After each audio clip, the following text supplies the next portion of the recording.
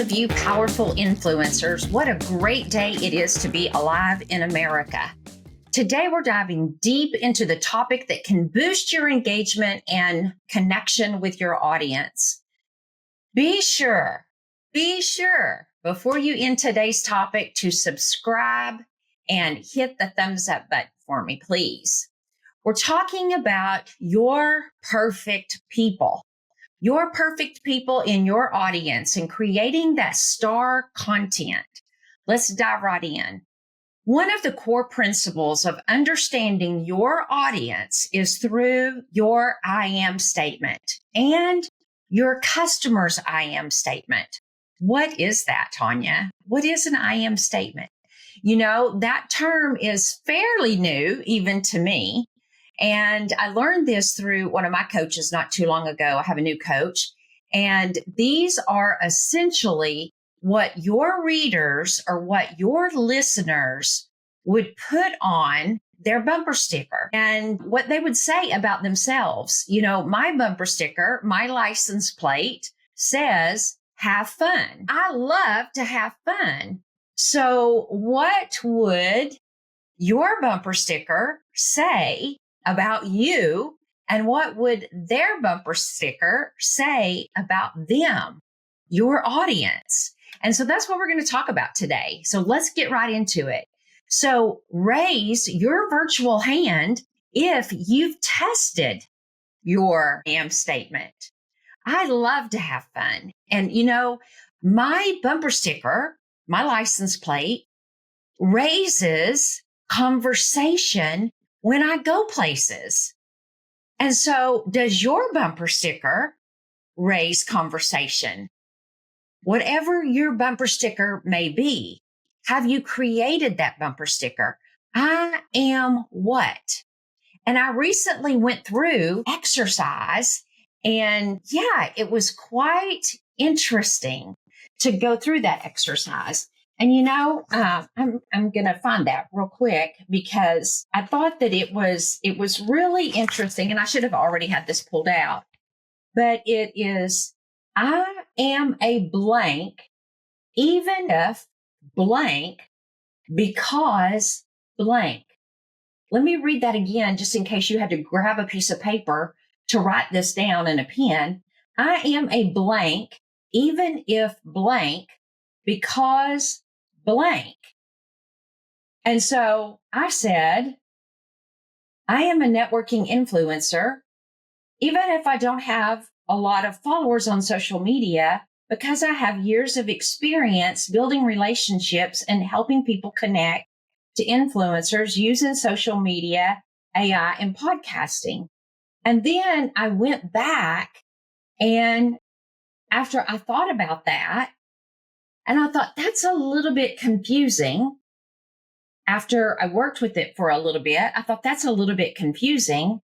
And so I said, I train entrepreneurs to grow their audience and clients. And so I went on into changing it like that through social media, AI, and podcasting. And then I added a little bit of phrase about affiliate marketing because I love affiliate marketing. And so who are you? You are what, even if what, because of what. And so you don't have to have necessarily, there's so many new entrepreneurs coming out today. You don't have to have tons of experience way above everybody else. You just have to have 10 steps ahead, one step ahead of the person that you are working with.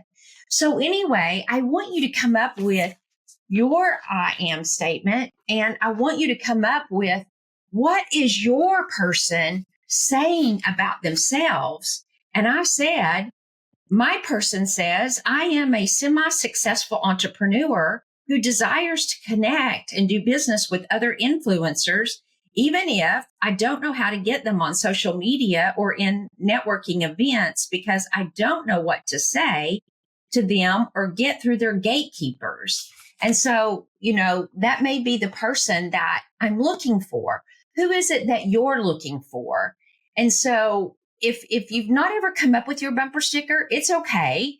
Don't worry about that. You just need to test a few things on social media. And so I've come up with 3 posts, and I'm testing those 3 posts. And later we'll talk about, once you test those, how we'll boost them to see what resonates with your audience the most. And whatever resonates with your audience the most is what truly your audience is actually looking for. And so, again, I want you to come up with 1 or 2 solid bumper sticker phrases. And then I want you to think about, as you're doing it, your readers or your listeners. And then we're going to think about the stars of your content. So think about a star. Think about, as you draw that star, out beside each point, 3 little lines out beside each one to be your content. And so you might ask, what does it mean to be the star of content? Well, it's actually understanding the interest your audience. So once you know what it is that their statements are, their bumper sticker is, what is the type of content that they are looking for? The things that they love, the things that they hate, what is their values? What is their beliefs? The problems that they face, the solutions that you can provide. I have a note. In fact, this just came to my mind. I have a note over here on my wall, which is where I have lots of sticky notes of lots of reminders of things that I need to keep top of mind. And one of them says, it's not about the product that I offer, it's about the problem that I solve. And so that's the thing. What is it that I need to stay focused on for my audience? It's not about me. It's not about my interests. It's about my audience, my client, my consumer. What are their interests? I should be posting every day, not for me, but for you. What do you love? What do you hate? What are your values? What are your beliefs? What are your problems that you face every day? And what are the solutions that I can provide for you? It's not what I think you want. It's what you know you want that I should be providing to you. And so essentially, everything that shapes the day-to-day life and your identity. And so once I identify the themes, then I need to pick out the 5 things that align with both your personality and develop products and services around what it is that I can provide to you. Not 10, not 20, 5. And I was just visiting with someone yesterday, and they were asking me about my background, what I do, and what do I offer today. And I said, I sometimes get so caught up in not having the specific offers that I offer because I have so much experience, so much background, that when people reach out to me, I'm like, yeah, I can help you with that because I have the experience that goes 34 years back in working in every department, pretty much in the banking world, in the industry. I started at the lowest of the totem pole and worked myself all the way up to the executive director position. I know so much, and I've developed so much leadership, management, human resource experience, marketing experience, operations experience, that I have all of this knowledge that I'm like, when somebody comes to me and says, can you help me with this? I have a hard time saying no, because I don't want to let somebody go when I know that I can help them. So, I'm telling myself, not 10, not 20, just 5. Stay focused to just 5 things that you can help people with.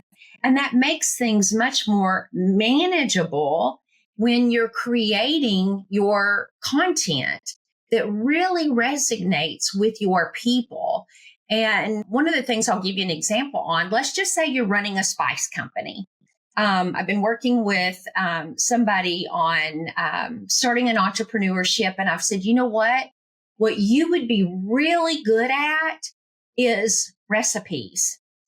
You cook all the time. You do things around the holidays. You make candies. You do all of these things. What you would be good at is making digital products around food, whether it's easy crock pot type things, or it's candies and pies and cakes and all these things. I'm in this group chat where they're constantly trading out recipes. And I'm like, swipe, swipe, swipe, because I don't cook. I Uber in everything. And so that doesn't really resonate with me.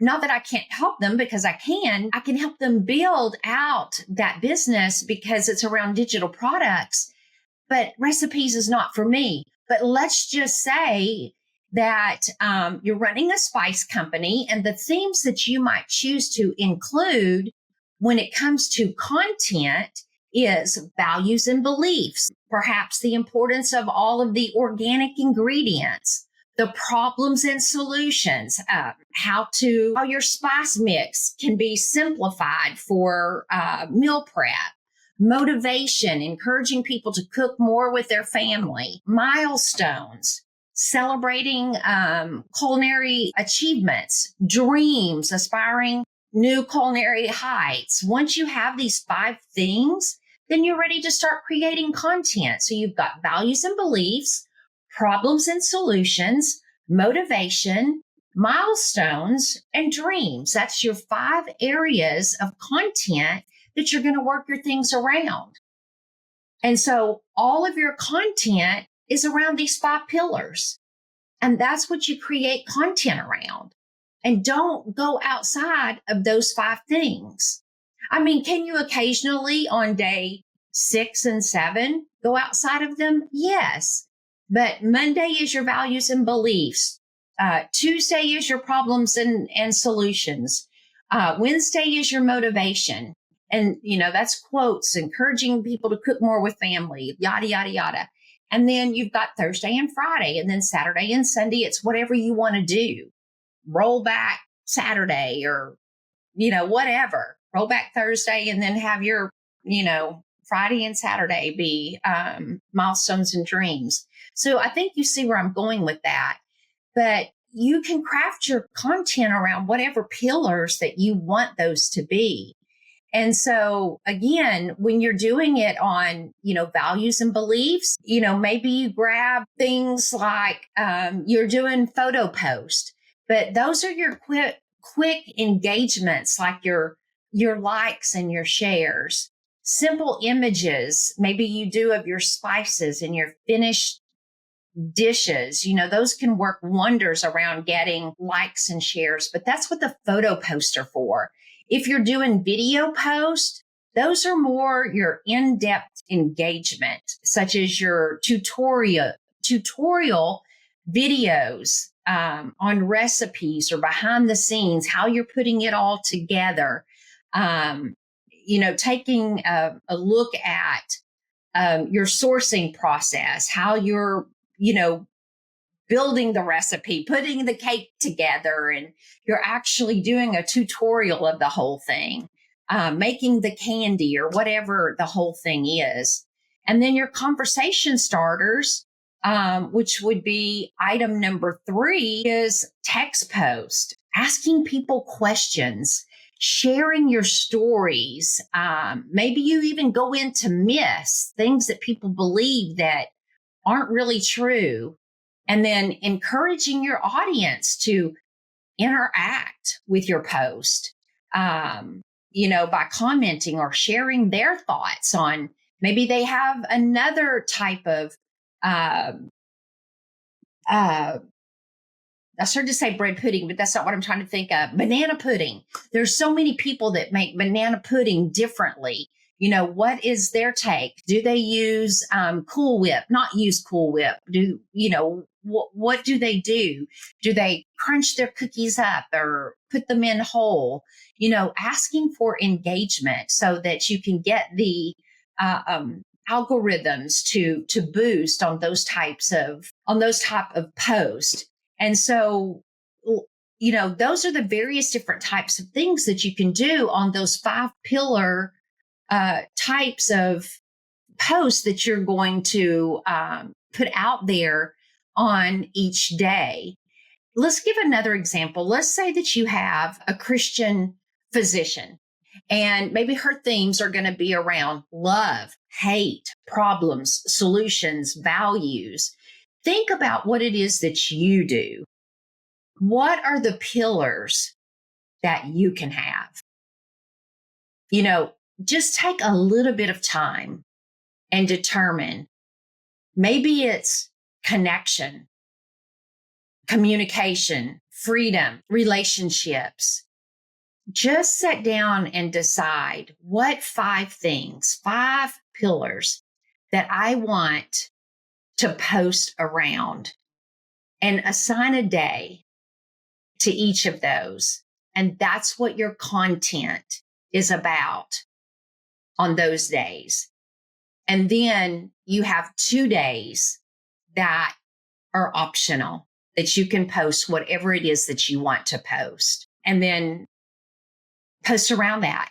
It's great to sit down, do a day. I will tell you, I've been all over the place. I'm admitting I've been all over the place, but I am getting that all worked out myself as I train you on this. I have a calendar that I am detailing all of this out in. And if you want a copy of the calendar that I'm using, feel free to reach out and message me, or message on here, and I will get you what I'm using. But it's so important to be organized when it comes to this, because it will help you to be, number one, to not procrastinate, but number 2, to be organized.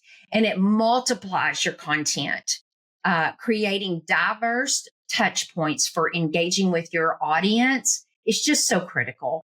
And to stay on point, and your messages to your audience will get you engagement, and it will help you truly to grow your audience, which will in turn grow your clients, which I've been changing my messaging as I've worked through these processes with my coaches. I've been saying, I help you get more visibility. I help you get more influence. I've been helping you get more connections. And as we've talked about, and I help you get more income. What does that exactly mean? While I have that message, and that is all clear to me, it's not been necessarily about growing your social media to 50,000. It's been more about connecting with the influencers and having true connections with your audience. But that message is not real clear in my messaging.